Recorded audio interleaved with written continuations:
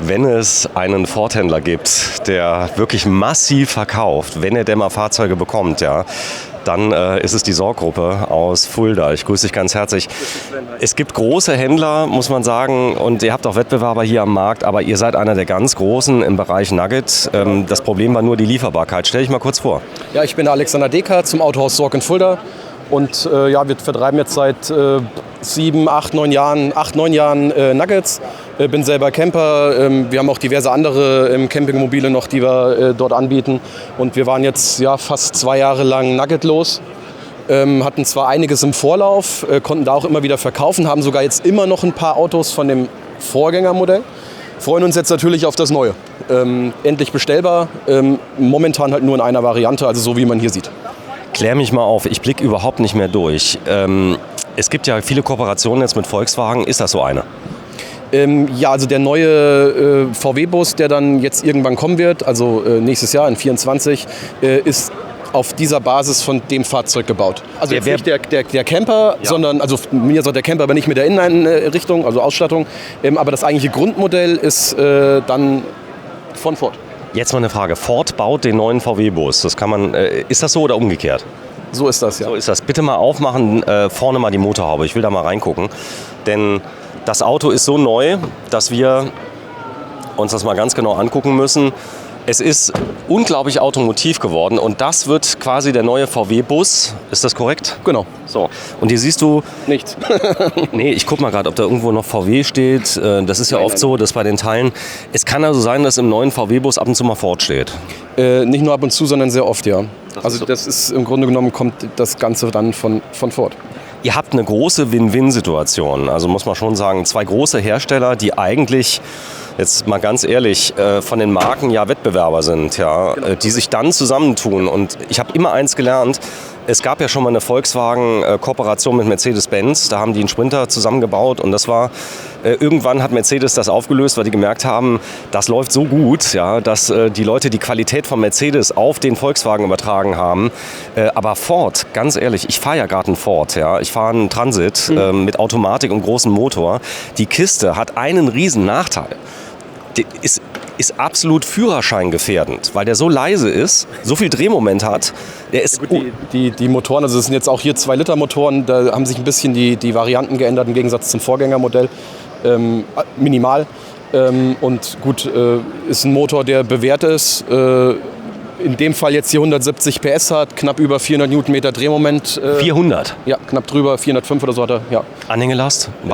Sehr schön sogar bei dem. Also wir haben jetzt früher, oder das Vorgängermodell hatte beim Automatikgetriebe leider nur knapp über 1 Tonne Anhängelast, was natürlich nicht so schön weiß ich, Automatik 1 Tonne und genau. Der hier? Und wir haben jetzt hier einen 8-Gang-Wandler, also wir hatten vorher einen 6-Gang-Wandler, jetzt haben wir einen 8-Gang-Wandler und eine Anhängelast von 2,5 Tonnen. Wow! Ja. Das heißt, du kannst endlich wieder mal einen Wohnwagen ziehen. So sieht's aus. Ein Pferd ziehen, ja. Ein Boot ziehen. Auch. Und wir werden, also er ist jetzt ein Fronttriebler. Wir werden die Basis noch bekommen als Allrad. Es gibt ein Allrad. Also das ist ja ein spezieller Allrad. Ich glaube, das ist der Allrad, den alle verbauen, Porsche und so weiter. Ein System, was sich automatisch abschaltet. Ab einer gewissen Geschwindigkeit ist es kein Allrad mehr.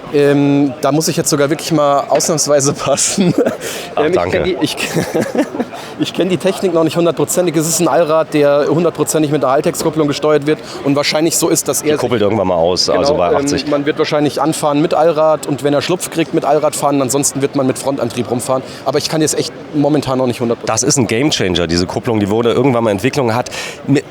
Ich glaube mittlerweile jeder, selbst Porsche hat die Kupplung mit im Programm und das siehst du wirklich, dass diese Kupplung zum Beispiel Cupra hat es zum Beispiel, der 4x4, der hat es mit drin und der Allrad bedeutet, ich kann endlich mal wieder schlecht Wege fahren, das sind solche Geschichten. Genau. Ihr seid ja bekannt dafür, dass ihr einiges einbauen könnt. Luftfederung, denkst du, wird eventuell gehen? Könnte ich mir vorstellen, wo ich mich so ein bisschen drauf freue, aber ich bin ja selber auch, sage ich mal, ein bisschen autarker oder nicht auf befestigten Straßen so unterwegs.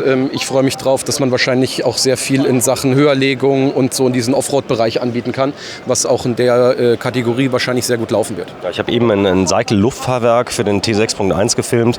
Das kannst du während der Fahrt auf- und abpumpen, 16 Zentimeter. Und das ist natürlich richtig gut.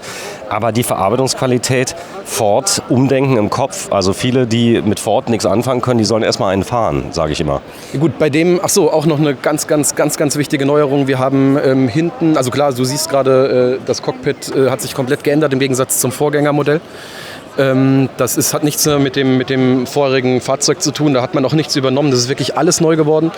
Und wir haben hinten keine Starrachse mehr mit einer Blattfeder, wir haben hinten eine Einzelradaufhängung mit einer Schraubenfeder, das heißt, was das Fahrkomfort angeht, ist natürlich eine komplett andere Hausnummer. So, jetzt gehen wir mal rein und schauen uns das Auto mal an. Hallo erstmal. Ist er schön eigentlich? Ist er schön? Ja, ist schön. Ist schön, hat er gesagt, ja. Und da sieht man mal, also drehbare Sitze. Ist das hier ein Prototyp, wie man sehen? Ja, es ist ein Prototyp, ja. Okay, das wir das mal gucken. So für die Messe fertig geworden. Gerade so fertig geworden. Du hast ein voll digitales Cockpit.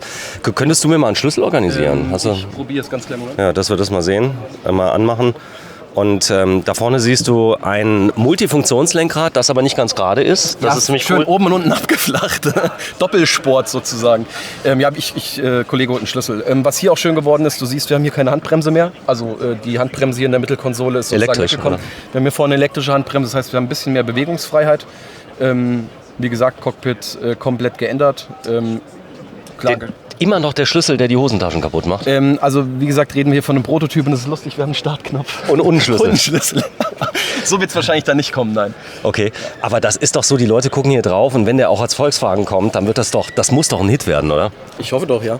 Bitte mal draufsetzen auf den Sitz und sag mir mal, wie er darauf sitzt, denn er sieht schon sportlich aus. Du bist 1 Meter und... 80 ungefähr. Und da siehst du, also da kannst du richtig drauf sitzen. Der Nugget immer ein Topseller. Selbst die alten Modelle. Ich finde aber trotzdem, dass sie den Wechsel auf das neue Design sehr, sehr zärtlich gemacht haben. Also der neue ist nicht ganz so schlimm wie der alte. Orange haben sie auch schon wieder gewählt. Du fährst mit dem alten nicht mit einem alten Auto rum, oder? Ja, sehe ich auch so. Wobei natürlich die Front vorne eine ganze Ecke anders geworden ist. Also von den Lichtern und so alles ein bisschen aggressiver. Ich wollte ja nur den alten sagen, hört mal zu. Ihr habt noch ein bisschen... Aber alles ist neu. Guck mal, hier Bussystem drin. Ja, wir haben eine schöne Lichtsteuerung hier drin. Der Boden hat sich geändert, also wir haben einen Ticken schöneren Boden bekommen. Vorher war das ja so ein PVC-Belag, jetzt hat man eine HPL-Beschichtung. HPL kommt aus dem Küchenarbeitsbau, ist hochgradig belastbar, wärmebeständig und so weiter. Ja. Okay, das ist richtig cool. Und dann die Sitzbank. Hast du die schon mal umgebaut, die Sitzbank? Bitte?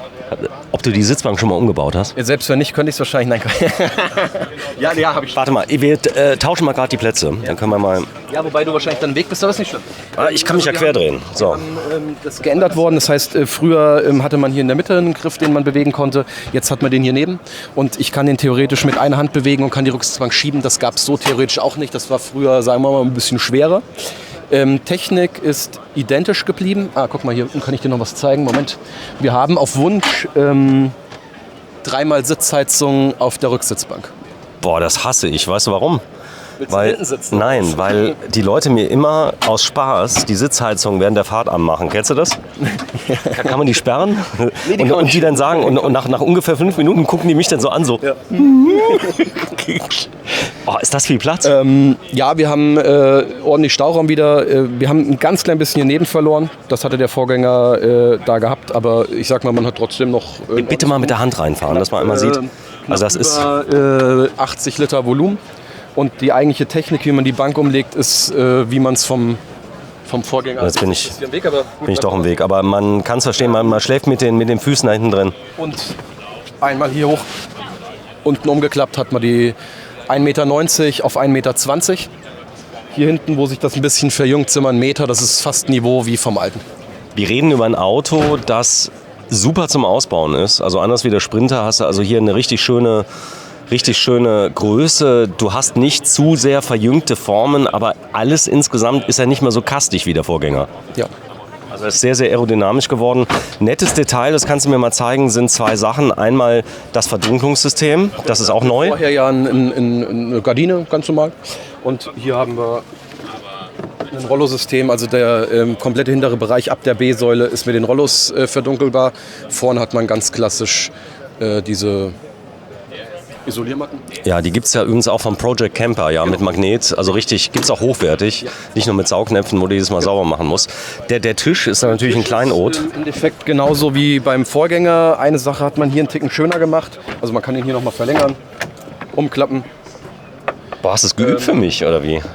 Was man beim Vorgängermodell oft hatte, war, dass der halt während der Fahrt, sagen wir mal, ein bisschen geklappert hat.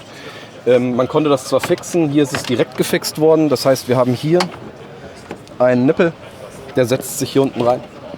Und in dem Moment ist der Tisch auch wirklich richtig fest und kann nicht mehr wackeln. Ich glaube, die Leute werden auch immer anspruchsvoller, was das Thema Klappern und Möbelbau. Ja. Also ich meine, man sitzt in einem Auto, was einen extremen Ausbau hat, egal in welchen Camper man geht. Und dass die wirklich klapperfrei sind, ist ja auch nicht unbedingt normal. Was mir auffällt, ist übrigens, das ist jetzt keine elektrische Tür, oder doch? Nee. Also die würde, wenn man die jetzt hier entriegelt, fährt die wirklich, gucken, ob es beim Prototypen geht, aber die würde, ohne dass ich was mache, wirklich zufahren, aber die ist nicht elektrisch. Krass. Wir haben hier unseren Tisch für draußen. Das hatte man früher hinten in der Heckklappe. In der Heckklappe haben wir jetzt 2 Stühle verstaut. Können wir uns gleich nochmal anschauen.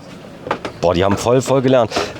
Vielleicht nochmal ganz kurz zwischendurch. Ihr seid eigentlich einer der meistgehassten Ford-Händler, weil euch gibt es schon sehr lange und ihr macht immer seit 1928 und ihr macht immer ganz krasse Preise.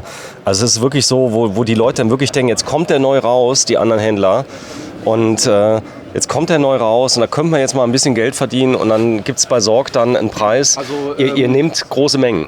Wir nehmen immer große Mengen ab. Preislich kann man aktuell noch nicht hundertprozentig sagen, wo die Reise hingeht. Muss man mal schauen. Aber wenn jetzt der Nugget die Zuteilungen kommen werden wir auch, denke ich, wieder Richtung... Ja, das geht in die Hunderte, muss man auch sagen, ja, die ihr da bestellt. Beim Vorgängermodell waren es sehr viel. Ich weiß nicht, man wird es wahrscheinlich jetzt, denke ich, limitieren, was die Bestellbarkeit angeht. Ich weiß, muss man gucken. Okay, super. So, dann zeigen wir mal gerade das Aufstelldach. Bitte geh mal hoch und da gibt es was ganz Besonderes. Wir haben jetzt Stahlstangen eingefügt. Also wir haben hier Stangen drin und solche Gummibänder. Das heißt, wenn man das... Lieber zu. Wenn man das runterklappt, fällt das sehr schön rein. Das war beim Vorgängermodell auch schon, wenn man wusste wie, ging es relativ simpel. Das Bett hier oben ist wie beim Vorgängermodell so, dass wir auf einem Folie-System schlafen. Ein echtes Folie. Das heißt Bandscheiben freundlich. Das ist ein echtes Folie. Echtes Folie. Haben wir den Platz hier, oder? So, machen wir gerade. Wir haben eine Matratzenbreite von 1,27 Meter knapp.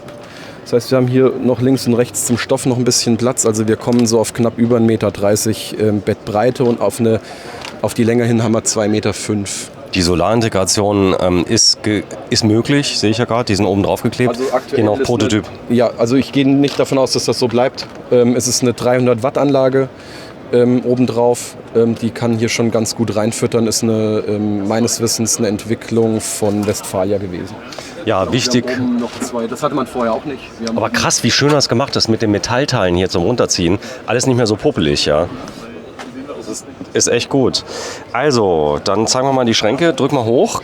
Ist das einfach? Weil es geht nach oben. Wir haben sogar eine Sache jetzt gerade vergessen, Entschuldigung. Und zwar können wir das, du siehst hier neben, das ist im Endeffekt wie zu Hause. Man kann das Kopfteil hier hinten nochmal in der Neigung einstellen. Echt? Jo. Im Aufsteller? Ja. Warte. Vorsicht. So, einmal kurz rein. Ich muss selber gerade gucken. Ich mache das gerade, zumindest das Kopfteil hier sind ersten... hier. Entschuldigung. Ey, was alles gibt? Zack. Ach, du kannst es hochklappen? Ja. Ja, wie zu Hause. Mach nochmal runter. Ich glaub's ja nicht. Weißt du, ziehst das hier und kannst... Genau. Und du kannst, wie gesagt, den Winkel, also du hörst ja, wie es klackt. Oh, cool. Und wenn du es ganz hoch machst, geht's wieder runter? Zack, und dann geht's wieder runter. Ah, okay. Verstanden. Boah, ich habe dich richtig vermisst, weißt du das? Die letzten 2 Jahre, wir haben so viele Nugget-Videos gedreht und dann hast du keine Nuggets bekommen. Gibt es eine Verriegelung von innen, dass ich rauskomme eigentlich? Oder unten an dem Seil ziehen? Ja. Nee, Seil wird nicht gehen. Geht nicht, oder? Schade. So, das war's. Wir kommen nicht mehr raus. Zeig mal das Bedienpanel, wie das geht. Ist auch neu, ist eine Entwicklung von Ford. ist an sich ganz schön geworden. Siehst die Darstellung, wir steuern hier auch unsere Lichter. Die Lichter, die du hier übrigens jetzt gesehen hast, die sind auch noch, ob das so bleibt, weiß ich nicht, serienmäßig. Das heißt, so hat man die komplette Lichtsteuerung. Ich kann die einzelnen Lichter hier ausstellen.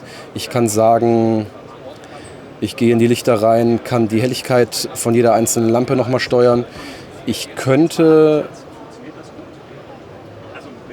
wie du siehst, Die Farbe auch. Genau, ich kann in eine RGB-Beleuchtung gehen und kann mir die Farbe auswählen. Das ist ja cool. Das heißt, ich kann mir ein Warmweiß, ein Kaltweiß. Nein, weißtechnisch bist du nur auf dem Warmweiß, was es gibt. Sobald du in die RGB gehst, hast du wirklich nur Farben.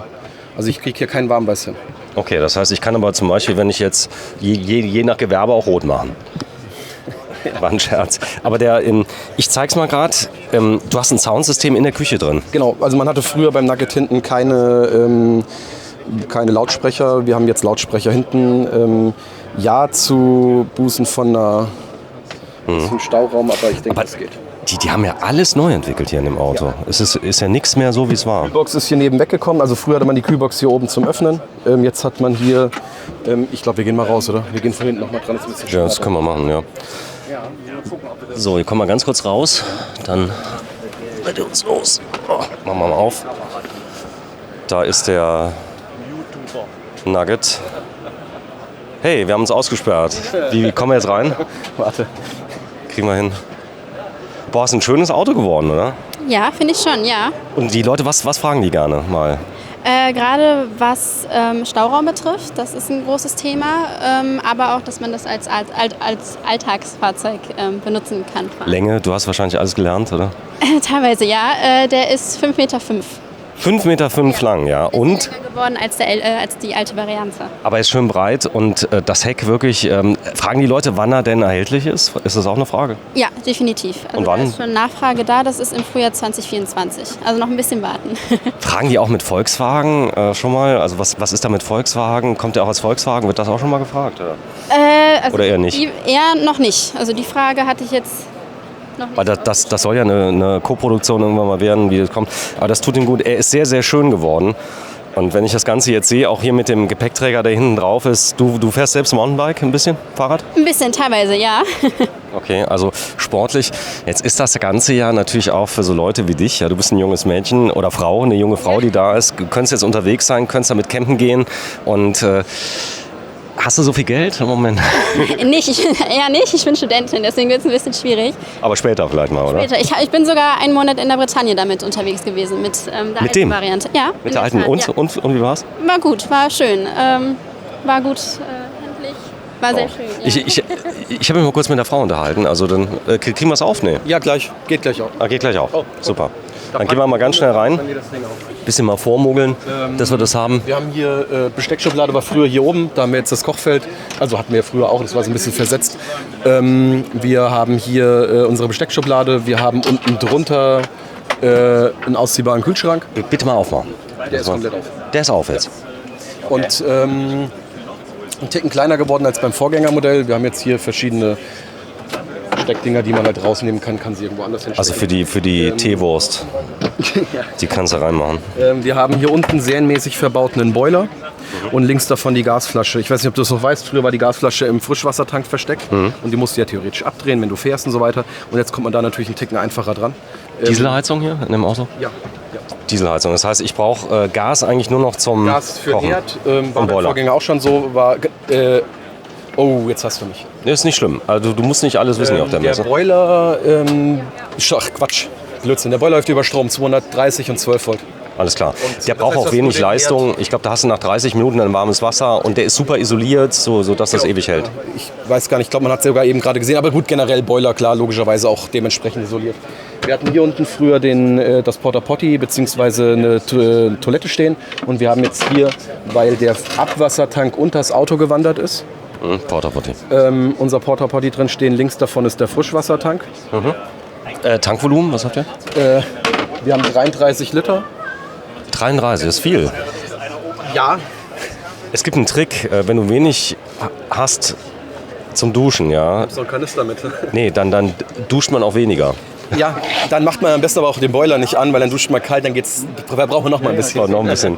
Es wird demnächst wahrscheinlich Unmengen an Zubehör geben. Das heißt unter anderem ein Heckzelt, was du hier einfach drüber machen kannst, dass du auch draußen duschen kannst, gell? Das ist sogar übrigens auch noch, ja.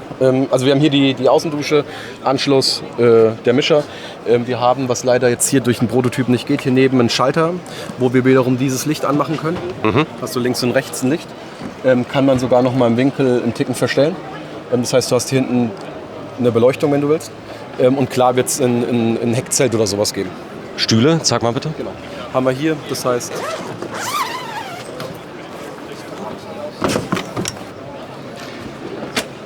Der steht übrigens auch am Stand von Westfalia, steht auch einer. Genau. Ist das der gleiche? Oder? Ist der gleiche. Ist der gleiche, okay. Weil die bauen den, glaube ich.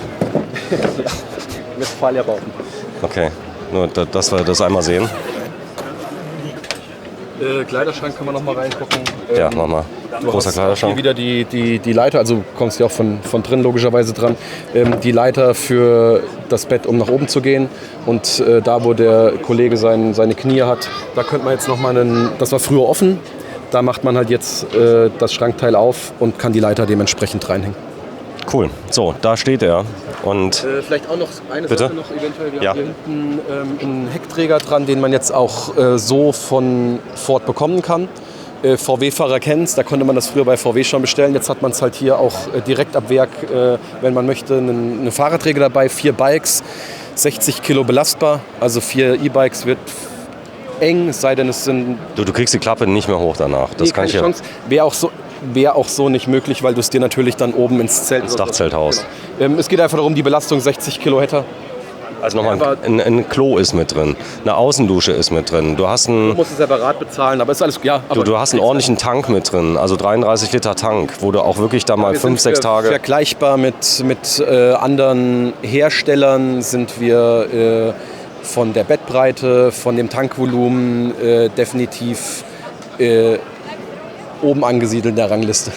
Ab wann kannst du Angebote machen? Der kommt ja Anfang nächsten Jahres, jetzt schon auf der Messe. Ja, also So. wir können jetzt Angebote kalkulieren. So, bitte, liebe Leute, wenn ihr das seht, hier ist die Sorggruppe.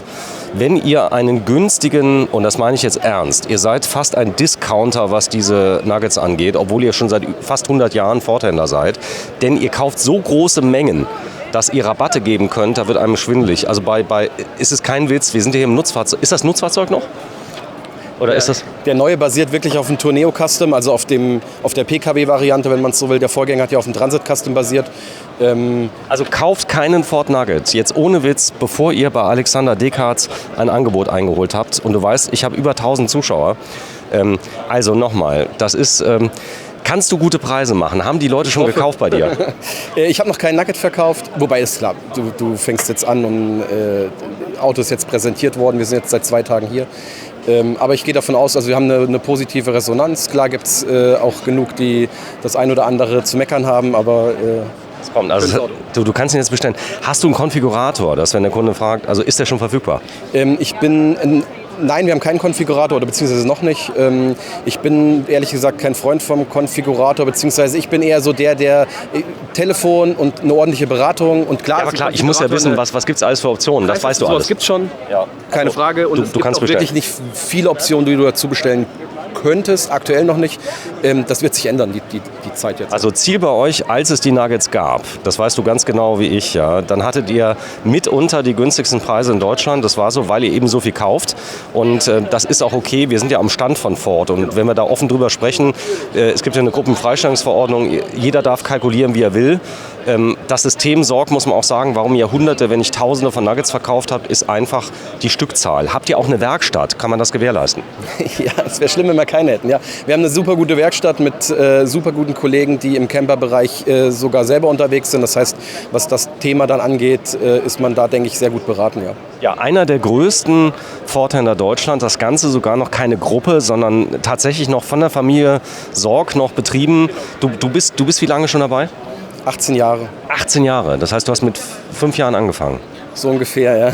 Mit 16. Mit 16 Jahren. Hast wahrscheinlich auch da Ausbildung gemacht, oder? Genau, ich habe die Ausbildung da gemacht. Und bist geblieben? Kfz-Mechatroniker. Ja, scheint gut da zu sein. Der neue Nugget auf dem Caravan-Salon. Und jetzt geben wir euch nochmal einen Hinweis. Also wenn ihr einen hammerguten Preis... Er macht das so gut, ganz ehrlich. Das ist der Hammer. Ja, deshalb darf er es auch immer wieder machen. Ja? Er macht es ganz toll. Er hat Thorsten. super viel Ahnung. Ja, er ist der Experte. Zeig mal gerade, seit 1928. Aber die Preise, die Leute fragen ja nach, kann man da noch was machen, oder? Natürlich. Wir haben momentan einen Angebotspreis, ist auch schon auf unserer Seite zu finden, 69.900 €. Voll? Vollausstattung, ja, also bis auf so kleine Extras wie Farbe, ist noch Metallic oder man kann auch größere Reifen wählen. Das sind so 3, 4, 5 Features, die noch nicht drin sind. Aber jetzt nicht 69,9 und der kostet am Schluss 100. Nee. Nein, das ist ein 170 PS Automatik. Also da geht auch jetzt. Ach, die Automatik schon. Ja, das ist der große Motor. Der große Motor, ja. Also das ist wirklich, da ist wirklich schon alles drin. Vom Warmwasserboiler über Ambientebeleuchtung, alle Fahrerassistenzsysteme, die das Auto hat. Nein? Das heißt, wir sprechen von Wettbewerbern da von vielleicht 100. Also ich habe jetzt ganz viele VW-Busse gesehen, auch im Teilausbau, 140.000. Allrad ist möglich demnächst, geht auch, oder? Ja, da freuen wir uns schon drauf. Wir warten nur drauf auf das Go, dass wir so bestellen können, aber den wird es in Kürze geben. Ja. So, vielen Dank, Thorsten, Raki. Wir sind auf dem Caravan-Salon. Heute ist Samstag, der 2. September 2023. Kollege ist schon wieder im Verkaufen. Ja, abonniert bitte German Television. Ansonsten Sorg-Gruppe Fulda, wenn ihr ein Angebot haben wollt. Betreue schon seit ein paar Jahren und es ist richtig krass. Hi. Hast du einen Schlüssel? Komm, wir zeigen nochmal drin. Nicht, wir müssen an den Weißen. Wir müssen an den Weißen. Komm, wir gehen an den Weißen. Dann können wir euch sogar noch... Da hast du gut gemacht mit dem Schlüssel. Das ist, ich zeig das mal. Dann gehen wir mal an den Weißen ran und zeigen euch mal das Entertainment-System, weil das ist auch nagelneu geworden. So, dass wir das einmal ganz kurz sehen. Hallo? Also wenn du bleibst, wir haben einen Schlüssel. Wenn ich hinten reinsetze, zeigen wir dir das Entertainment-System, das neue. Also, alles klar, super. Alex, wenn du mir gerade mal den Sitz mal drehst, dann habe ich es ein bisschen einfacher. Dankeschön. So, Schlüssel ist da. Das ist übrigens, also das System kenne ich zwar vom Transit, aber das ist jetzt gerade, auch sollte man nicht meinen, weil ich jetzt ja schon nicht nur heute hier bin, sondern schon länger da bin, das ist selbst für mich Premiere. Das heißt, es muss nicht immer alles gehen. Also ich kenne, das habe ich hier selber noch nicht gesehen. Das ist voll digital. Das sehe ich gerade zum ersten Mal. Wie gesagt, das System hier neben ist bekannt. Aber du siehst halt jetzt einfach mal so vom Display und von der Anordnung ist es schon sehr, sehr schick geworden. Ist das intuitiv für dich jetzt als Ford-Profi? Das Display? Ja. Das heißt, du hast ja einen Multifunktionslenker? Wir haben ja das, also ich sag mal, das hier oder also hier vorne, das ist Sync 4, also das Hauptdisplay. Das haben wir ja in PKWs schon und im großen Transit ja auch. Das heißt, das ist bekannt. Zeigen mal. Also Sync 4, was kann man alles machen? Das hast du ja, sag ich mal, so teilweise in einem Ranger drin vom System her. Ja, wir haben generell, also Apple CarPlay, Android Autofähig sind wir. Drahtlos. Ja, drahtlos. War im Sync 3-System schon so, dass wir es konnten, aber halt nur über Kabel. Hier sind wir jetzt dementsprechend drahtlos unterwegs. Haben wir hier übrigens... Guck, das ist hier richtig. Also ich sag gerade nochmal, da war eben noch ein Schloss drin und ein Startknopf. Genau. Also das hier sieht man nicht mehr so ganz aus dem Prototyp. So, ja, wobei das auch noch Prototypen-Status ist. Man muss ja lustigerweise dazu sagen, den Orangen, den wir uns angeguckt haben, wo eigentlich draufsteht, dass es ein Fronttriebler ist, wenn du dich drunter legen würdest, das ist ein Allrad. Das ist ein Allrad. Weiß ich gar nicht, ob ich das überhaupt sagen darf. Also der Allrad kommt.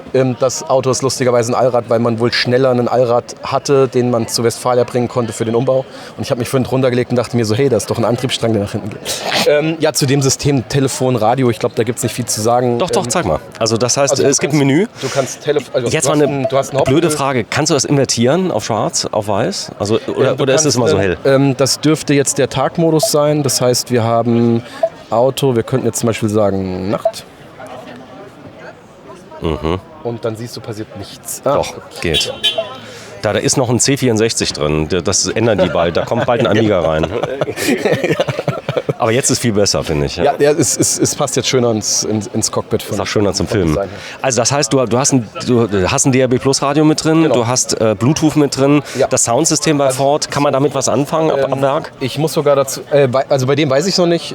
Ich bin aber auch jetzt nicht der super Soundfetischist. Ich fahre einen Transit, da wird wahrscheinlich manch einer sagen, hier, der hört sich jetzt mal eine Frage, das klingt wie ein Küchenradio, weil der Transit, den ich fahre, klingt gigantisch, also für ein Seriensystem. Ein Tourneo Custom wahrscheinlich. Ein Tourneo Custom habe ich, ja. Das hast du auch nochmal vom Sound. Nein, ich habe einen Transit.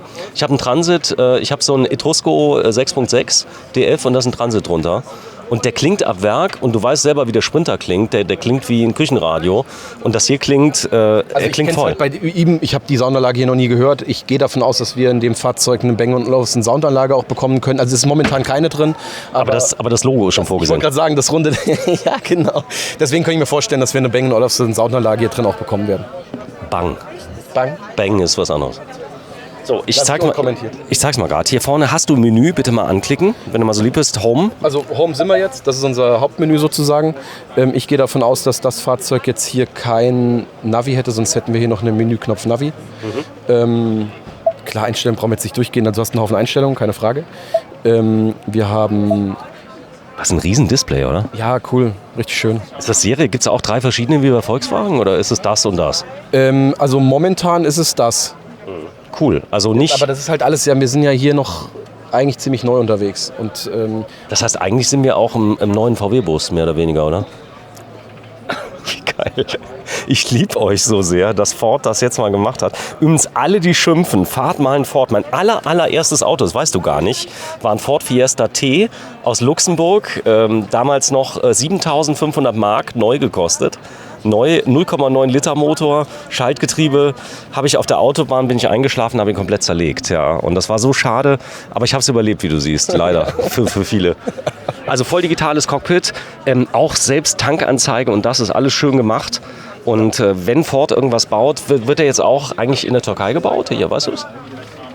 Oha, der müsste meiner Meinung nach noch in der Türkei gebaut werden. Schade, ich habe gedacht, ich hätte den Thorsten irgendwo. So, ich sage nämlich immer, wenn er in der Türkei gebaut wird, dann funktioniert er nämlich wenigstens, sage ich immer. Das ist ja, weil zurzeit die Transits und alles wird in der Türkei gebaut. Das siehst du aber nicht. Also je nachdem, wo, also ich weiß, es werden ja schon eh und je, ich wüsste nicht seit wann, aber die sind ewig schon werden die in der Türkei gebaut. Übrigens jetzt gerade noch eine Sache, die mir so, weil ich es gerade merke, gut, ich würde normalerweise ein bisschen weiter hinten sitzen, wir saßen vorhin im Automatikgetriebe, drüben der Orangene, und da ist die komplette, also dieses komplette Teil hier ist da nicht da. Das heißt, du hast hier, was deine Beine angeht, nochmal eine andere Freiheit. Ach, der Schalter hat weniger Platz. Genau, da hast du einfach die komplette Konsole noch dabei. Beim Automatik hört das Ganze hier auf. Boah, ich bin so froh, dass du da bist. Und vielleicht mal Call to Action. Sorggruppe Fulda seit 1925. Wenn ihr, bitte kauft keinen, bevor ihr nicht angefragt habt bei Alexander Dekarts. Gerade noch deine Telefonnummer in Fulda. Das ist die 0661 495094. 495094. Der Kollege hat eben schon gesagt, ihr habt ein volle Hütte-Angebot 69,9 inklusive Mehrwertsteuer. Da ist der große Motor drin, Automatikgetriebe, richtig viel Ausstattung. Er hat es mir eben ins Gesicht gesagt, da war es noch nicht da. Ist schon auf der Webseite bei euch. Sehr schön. Was lachst du denn so? Alles gut. Hast du nicht gewusst, oder? Nee, muss ich passen, habe ich nicht gewusst. Hat er gesagt, 969. Also bei mir in die Kamera gerade eben. Komm, wir gehen nochmal raus, zeigen es am Stand von Ford. Wir sind auf dem Caravan-Salon 2023, der Prototyp All New Ford Nugget. Und ich bin 76.517. Also, wenn ihr ein Angebot haben wollt, bitte nachfragen bei Sorg, weil ihr habt noch einen Wettbewerber, der das auch gut macht, der auch viele verkauft. Aber ihr seid einer der wirklich ganz großen Ford-Händler in Deutschland. Viele wissen das gar nicht. Leute kommen wirklich aus ganz Europa zu euch und kaufen die Fahrzeuge. Die Vorgänger-Nuggets weit über die deutschen Grenzen hinaus verkauft. Muss man auch dazu sagen, anfangs gab es den Nugget nur in Deutschland. Wenn einer ein Nugget haben wollte, musste er nach Deutschland gehen. Und selbst nach Übersee gingen die. Also habe ich gehört, zum Beispiel unten nach Kanada sind welche exportiert worden. Ich persönlich habe sogar, ich habe Fahrzeuge nach Schweden, Norwegen, Italien, gut, das ist jetzt nicht so, England, sogar England war dabei. Ja. So, also vielleicht noch ein Detail noch, Full LED, das war ja auch mal so ein Thema, wurde beim VW T6.1, denn welche bekommen hast, tatsächlich noch mit H4, H7, kann man immer argumentieren, dass man sagt, ja, wenn ich in Afrika bin und die geht mal kaputt, ja, genau. Das kennst du. Und das hier ist die Stromeinspeisung, die haben wir auch noch nicht gezeigt, also hier vorne wird der Strom eingespeist und da das... Einfüllstutzen, Stromeinspeisung. Ja, danke. Ich weiß nicht, ob du hast wahrscheinlich jedem oben drauf mal gefilmt. Solar. Oben genau, richtig. Na, ich zeig das mal, draufgeklebt. Also Solar ist... Wirklich, die ist richtig groß, aber hat halt auch ihre 300 Watt. Was cool ist, die haben so kleine Prismen, das heißt also je nachdem... Die fangen die Sonne einen Ticken besser ein und dementsprechend ist der Ertrag einen Ticken höher. Tschüss. Ciao, ciao.